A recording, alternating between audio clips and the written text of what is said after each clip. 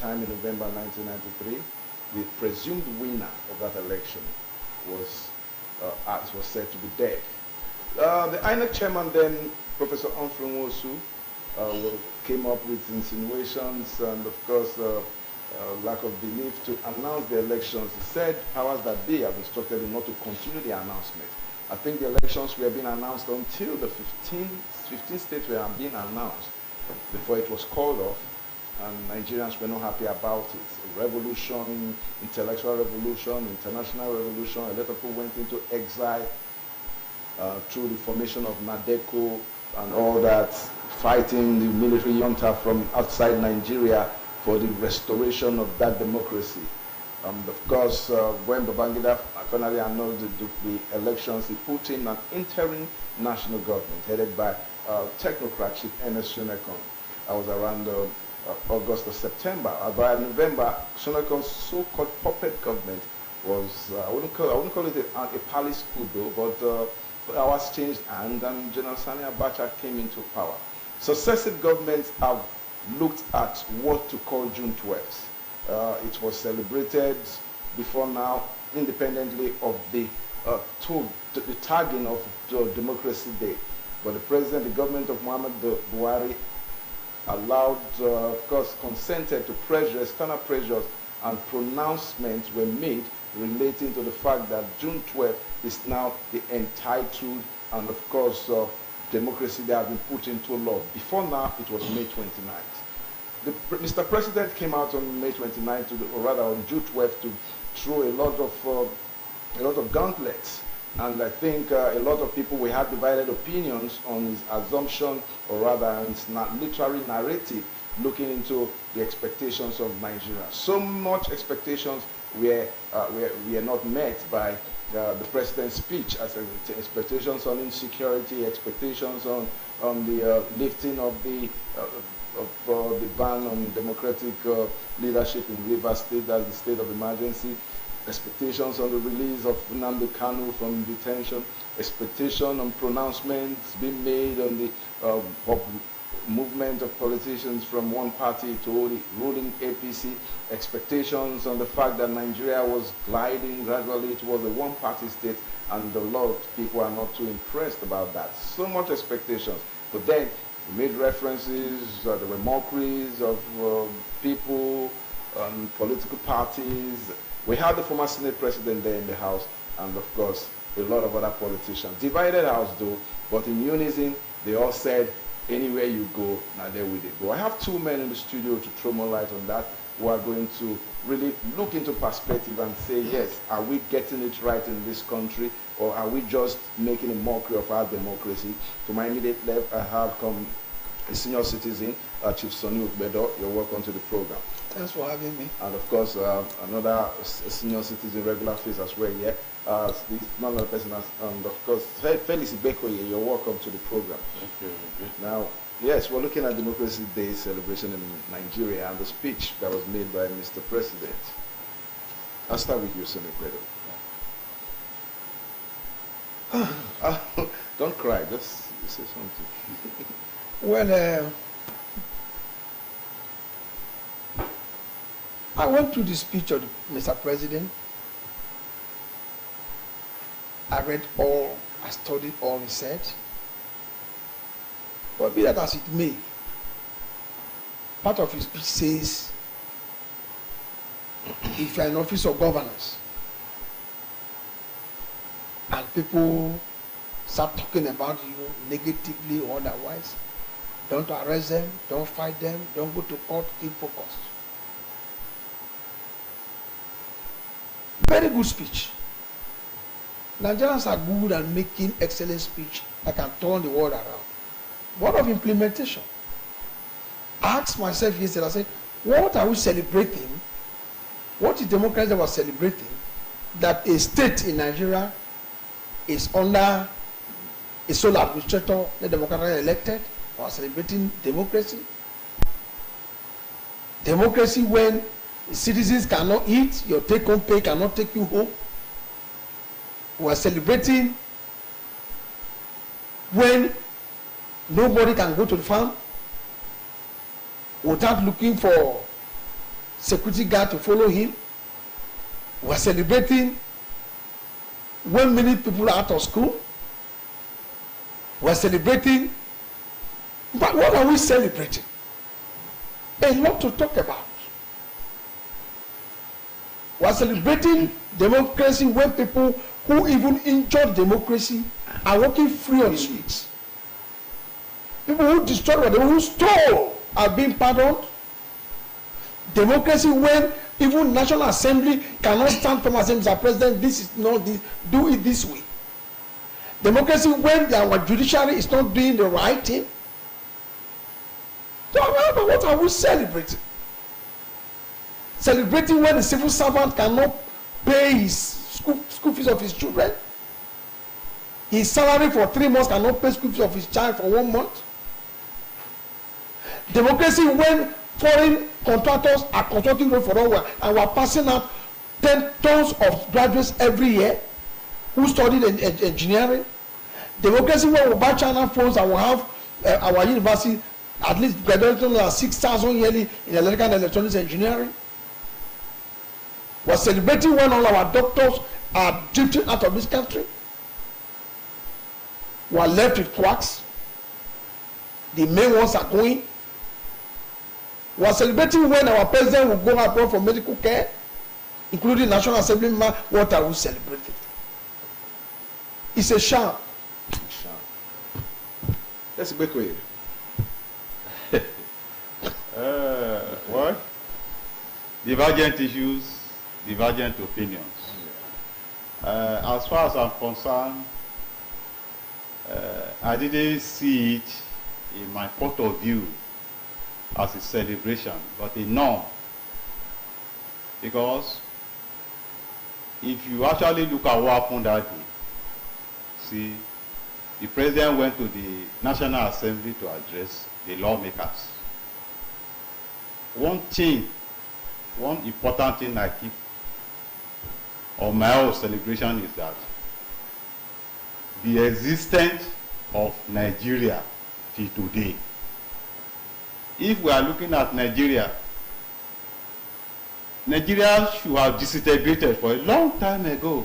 In fact, there is no need seeing us here or calling or referring to this country as Nigeria if we have disintegrated. But for the fact that we are still united, we are still one, whether as a result of religious differences, as a result of tribal differences, as a result of political differences, the entity is still intact. We are still one. It calls for celebration. Not only that, a lot of things have gone wrong for long. For years, even since independence or pre-independence, they need to be corrected.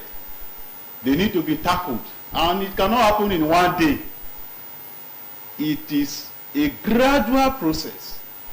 The man said, in fact, let us look at the assumptions all about before the day, before June 12. Our heroes were remembered. Those that have yet been forgotten, they were remembered. Are we talking of the rumor all about that Nigeria is becoming a one-party state? The man denied that there's nothing like that. How can he turn Nigeria to one-party state? We are blind. From something he has benefited from. Is it insecurity? So he dwelled on a lot of things, and he pleaded that he knows that things are not how it's supposed to be. That we should be patient with him. He talked of the removal of fuel subsidy, which he knows is biting hard. But we should understand that he did it for the common good, for the general good.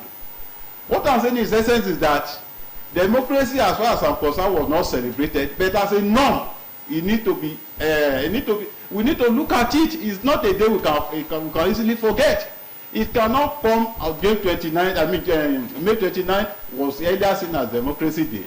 It was shifted to June 12th. And if you look at that day, a lot of sacrifices were made.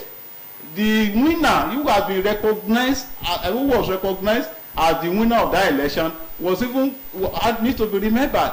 Those who fought for that day fought for democracy and make sure, okay, up till now, we have gone a lot of years, almost 20-something years now, stable democracy, uninterrupted democracy. Is that not enough for us to remember that day? So the point I'm making is that June 12 is a norm, is a date, is a history, and we cannot forget it. If at all we are going to forget, we cannot forget those who make sacrifice for the democracy we are enjoying today. Yes, talking about making sacrifice for the democracy we're enjoying today.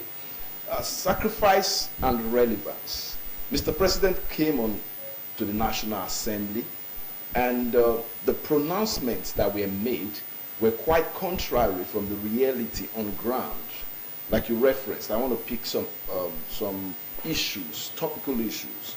The issue of the undemocratic representation of Rivers State with an unelected sole administrator. That is one. Secondly, I expected that a day like this is midway to his first term, that he should be able to have talked to the people, talked to Nigerians on the need to improve, or rather tell Nigerians how he is going to help tackle the security challenges that have bedeviled the country, especially at the center and the north central and the southwest, southeast, in fact the entire country. And of course, and thirdly, we expected a holistic approach to a sober situation for Nigerians. But the lawmakers were more like in a celebration mood than in a sober mood as a reflection of the state of affairs of the economy presently. How can we relate those three? You see, I commend the president. Why I commend him is that he knows that there's nothing to celebrate. That's why he didn't give the nationwide broadcast. Okay. That's why he went to, I'll call it, I'm not going to say, he went to advise National Assembly. Because most of them will take police and arrest you that you criticize them. And he reminded them too that is, in fact, he went to remind them of the problems we have. He talked about insecurity. He talked about hunger. He talked about exchange rate. So when I see Nigerians celebrating our exchange rate as stabilized how? In 1975, Nigeria was 1 naira to 4 pounds. 1 naira to $6. And you're celebrating that naira stabilized at $1 to 1,650 naira. So the president knows that there's no need to celebrate that, but other than he's not telling them, it's a wake-up call for anybody handling public office. It's not a time of fighting the people, the citizens, because they criticize you. It's a time to sit up. Nigeria is sinking. We should tell ourselves the truth. I don't blame him, Mr. President, he's just 2 years in office. He never created the problem for the past 20 years. He was not a president. He inherited most of these things. But like Obasanjo said, you know there was a problem when you came in. And you're coming in and you told the people, I will salvage it. But up to now, the Nigerian system have not given us the plans on how to salvage this situation. It's like everybody is confused. Where are we going from here? That's exactly what we're talking about in the system. I'm not saying Mr. President the one who spoiled the economy, Mr. President the one who caused insecurity. No.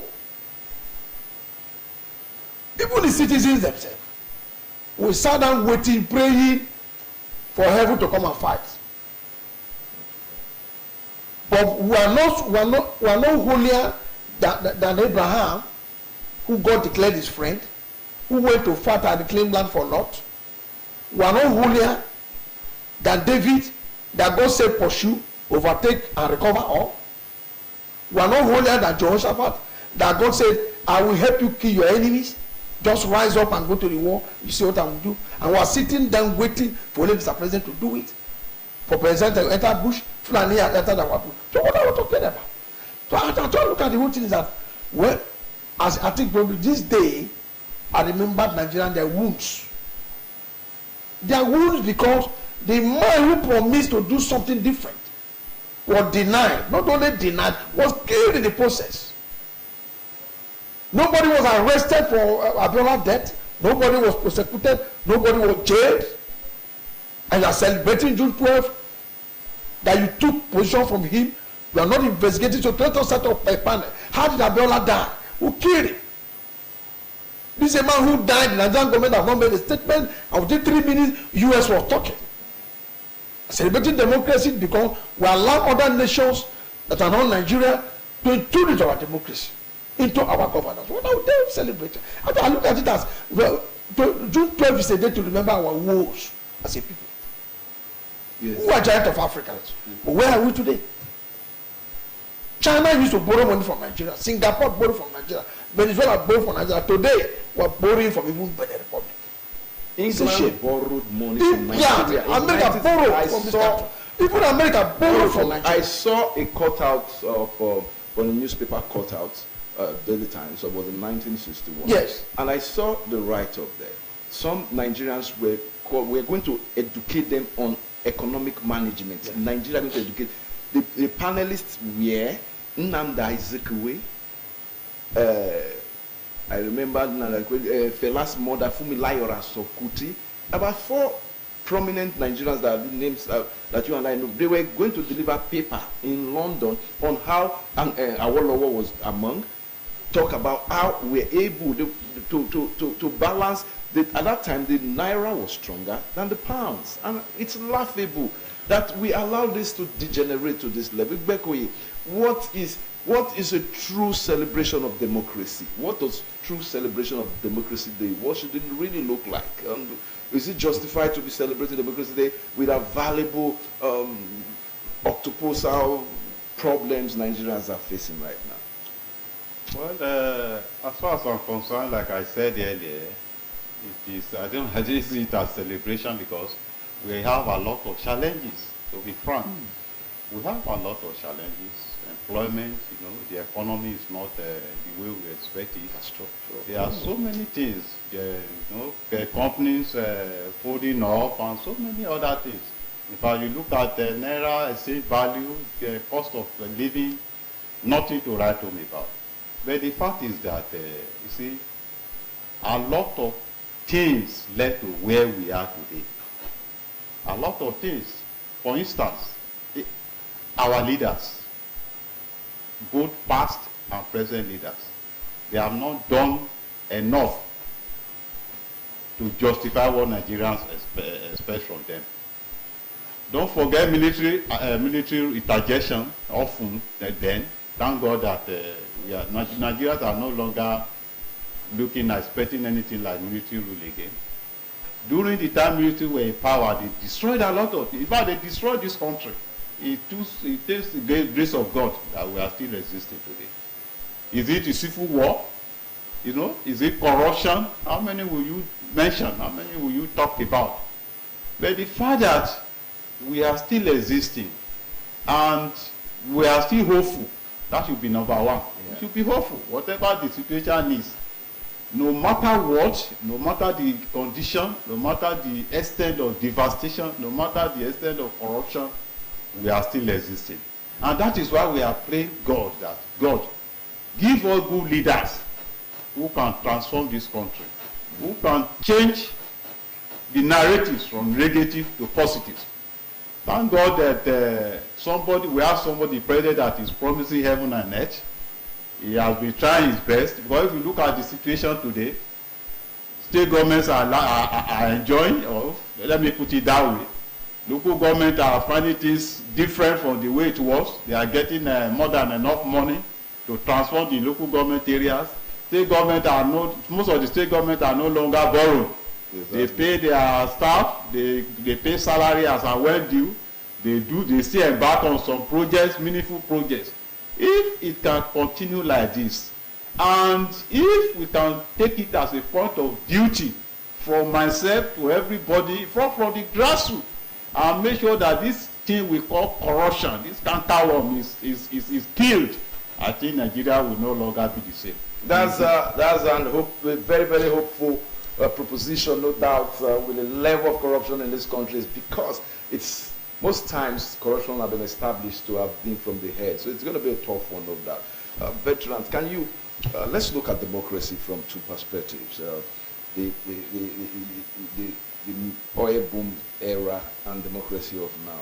What are those things that this generation of politicians, why don't we call it generation of politicians? Because most of the politicians, we are still part of the older generation. Some of the politicians, rather, were still part of the older generation. How was politics like in the 60s and 70s? Okay, we're not having politics then. Let's look at the First Republic and the Third Republic.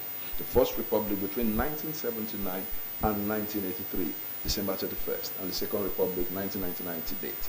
What has been, what is that lacuna that what is that thing we can call a lacuna that differentiated both era? Looking back at our third generation of politicians, they were selfless. They just want to serve. That's true. They just want to say, once they did this, Okoro did that. Nnamdi Azikiwe never built a house for himself. I'm telling you. Shehu Shagari of just yesterday didn't build a house in Shagari village. He didn't. It was after he was released from detention that he went into a small hut that he built as a civil servant that the governor built a house for. That's how it's supposed to have been. But even as at that time, our people don't have even that quest for riches. Because even the advanced country were coming here, were depending on us for, so there's no point going there. Our hospitals were equipped to the level we were there. We were one of the best. People used to come to Nigeria for medical checkup in all over Africa. But today, we use normal chalk to do a paracetamol. You drink and drink and drink, it won't work. But talking of the present day politicians, I think that they have that appetite of wealth. Yes, very, very insatiable. Yeah, the present day that is why you discovered that. The present day politicians. That's why you discovered that. Gowon was 32 years when he was a president. And throughout his people, is it 28, is it 25, you see 30. What is happening now that a man of 70, 80, 90 are the ones struggling for councillorship? It's something that one cannot. And then the youths are not even alive to that responsibility, to what they should need.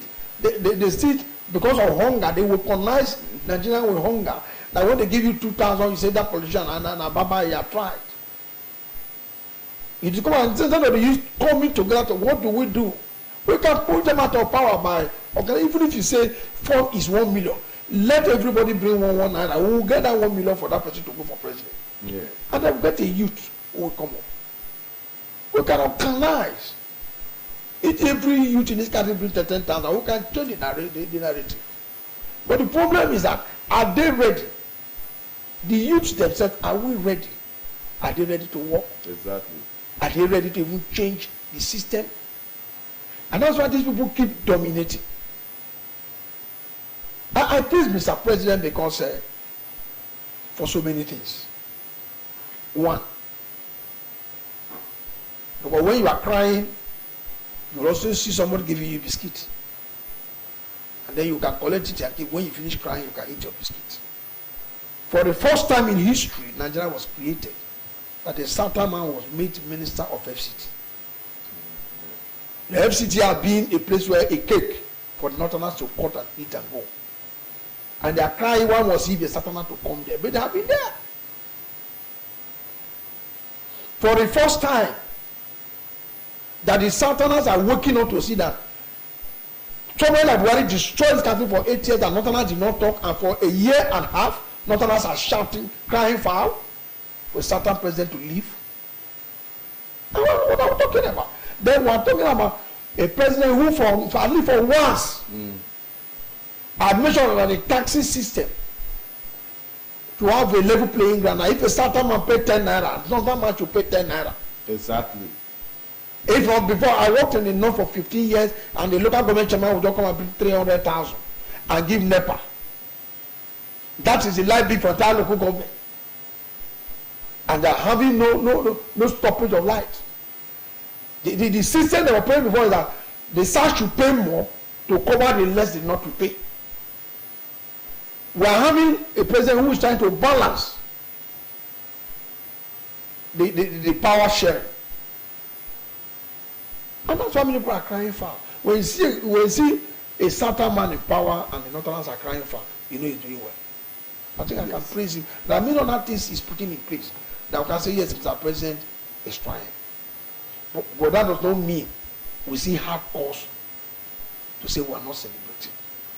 Because we have a lot that was offered. I want to give you one example. Law school have been balkanized. I'm telling you. Why not do NDA the same way? Exactly. Why not do as administrative? Look, administrative college have been killed in Badagry. Yes. Why not do War College the same way? Exactly. Why not do National Teachers Institute the same way? How many shrine institutions federal government are in Kaduna alone? Air Force Base, Kaduna. Well, also have I think the president have been able to send aviation training school into geopolitical zone. Okay. I think the one that reached South is in Osugbo, have the airport, so that they can have a takeoff facility. What we're trying to say is that even as much as he's doing all these ones, Nigerians here for more. That is democracy now. I expected that even the chief of army staff, the inspector general of police, all the ministers, in commemoration of June 12, come and tell us the plans you have for Nigeria. That will make us say, yes, June 12, even if we are celebrating that democracy has come, like what my brother said, that we are always celebrating unity, that we are seeing one Nigeria. When Americans said Nigeria should not divide because they are the pride of the black race in the world. But for the dividend of democracy, we are still very far from it. It should please assist, because democracy means freedom. Democracy means buoyancy. No freedom yet. If there is freedom, people like Nnamdi Kanu will not be there. Someone like Sunday Igboho will not be run up and down, dodging and hiding. Why? Because he wanted a better government for his people. He didn't say Yoruba should go. But he's crying out for you to know that this is a missing Yoruba land. If you do it, there will be peace. The same thing in Nnamdi Kanu. So why are they held? Why are they being haunted? If we want democracy, democracy is freedom. Give everybody that's being held on that self-struggle. Give them freedom. Our courts have granted bail severally, and we refuse to release it. So that means our courts are no longer respected. So where's the democracy?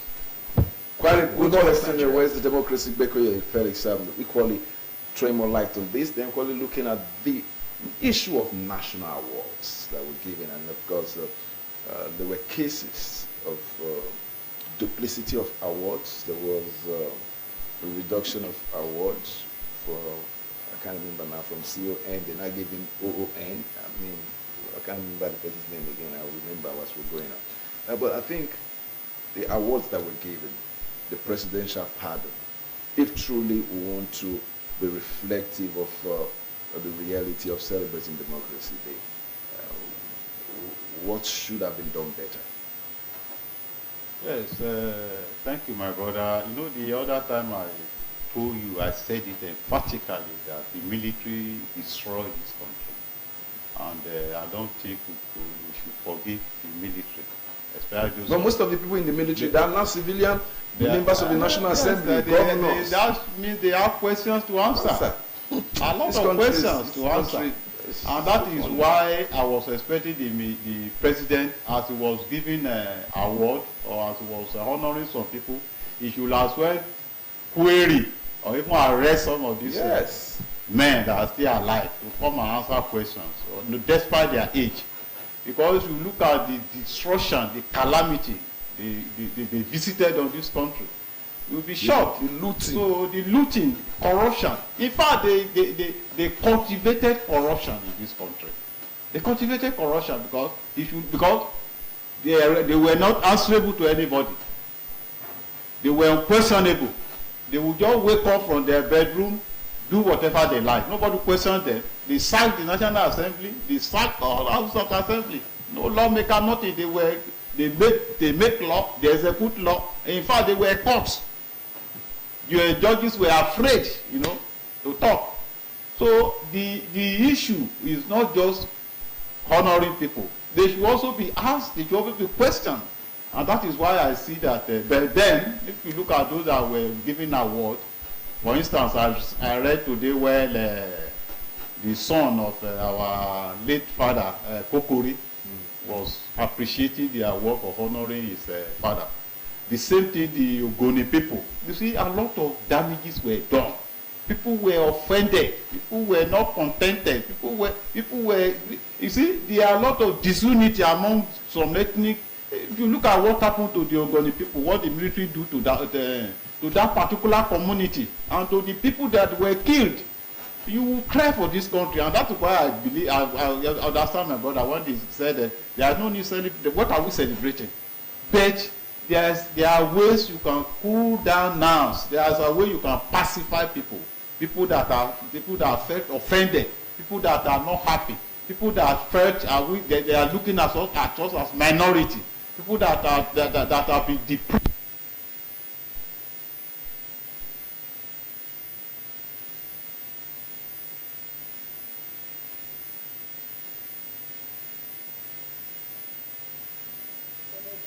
The Deputy Speaker of the House of Representatives, principal officers of the Senate and the House of Representatives, distinguished senators, and honorable members of the House of Representatives, executive governors ably led by the chairman of the Nigerian Progressive Governors Forum,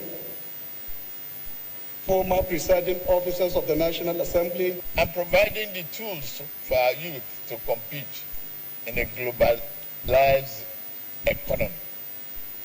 Our Nigeria First policy will further enhance progress and will consolidate market-driven growth.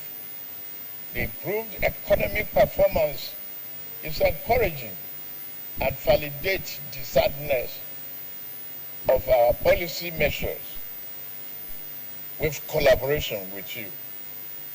Our medium-term growth targets.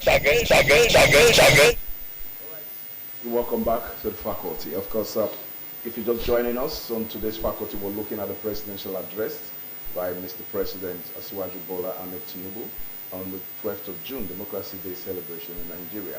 A lot of divergent opinions have been centered around the speech and around the awards and all that, but all said and done, the most important thing has come and gone. Democracy is still evolving in Nigeria, and we hope that the evolution is going to take us to the promised land. I've had two very wonderful gentlemen in the studio, Sonny Okwedo and of course Felix Igbekwe. Once again, I'm back to you too. Let's look at, probably because of time constraints, let's look at, we're looking at the way forward for our democracy. Before we talk about the way forward, let's look at 2 years into this government, with another 2 years to the ending of the government. That means we're midway in this first 4 years of democracy. Now, all they are bothered about is celebrating, or rather projecting for 2027, instead of showing capacity for governance, instead of allowing Nigerians to see true governance. There are crises everywhere in the land, but the politicians are not concerned about that. They are more concerned about cross-carpeting, they are more concerned about 2027, more concerned about consolidation. Let's intertwine that with the probable solutions. See, that is why I said we have a long way to go in Nigeria. If I'm Mr. President, probably I am not. That's why I will not be. By now, some people will have been dismissed from his office. But how can you give posthumous award to 2 living souls? That shows how they're even taking care of those that struggle for the democracy. Exactly. Now you don't know that 2 of them are still alive. You join them in posthumous award, and then you gave some ON, remove it and start putting it as CFR and so on. Those people who compiled that, who did not know that people are living, supposed to be removed from the presidential office immediately. for disappointing Nigerians. The president cannot come and make an announcement and the next day he discovered that what announcement he made was wrong. You misinformed him, Mr. President. Yes. That shows the type of governance people will have in governance and administrative positions in Nigeria. And two, you discover again that how can you say you are serving the president? You are in Aso Rock, and president will eat and be using toothpick and you snap him And put it in social media when your president is eating. But what happened in Traore's office? That they gave somebody money to $5 million and he brought it, Mr. President. That's what we call trust. For all the people in Aso Rock, that should be trust. They are not there after their own personal pocket. We are celebrating democracy. Go to Abiola's residence, not renovated. No courtesy call was made to his residence. Not even let me say civil society that say, okay, let us use that to visit Abiola's residence and then let us sit down there and eat and celebrate because what is the figure. It's unfortunate. We have a long way to go. Quite unfortunate, Bakery. Well, see, there is no problem. A problem shared is a problem resolved. Yes. What I will plead for is that we should forget about greed. Greed is one of the major problems confronting this country. And again, we should take cognizance of agriculture. We have tried this oil of a thing. It's like doing more harm. Agriculture with insecurity on the ground. People can go to their farms. Where the government can come in, everybody can come in. It can't continue like this. It has to be resolved. What I believe that if there is sufficient food, like what you have said, and there is adequate security, our problem will be solved. And we'll discover that the anxiety, the move for greed, for money, for all this wealth will be reduced. So I expect a greater country. Yes, we hope for a greater Nigeria. I must thank you both for coming on the program. Bedo Sonny, thanks for coming on the program, Chief. Thank you so much. And of course, Felix Igbekoyi, thanks for coming on the program. Of course, it's been a very wonderful afternoon discussing the issues emanating from the speech of Mr. President Asiwaju Bola Ahmed Tinubu on Democracy Day. It's been incisive, provocative, and of course, exposing on politics. Till I come your way again tomorrow, do have a blessed day. Good afternoon. Hey, thank you very much.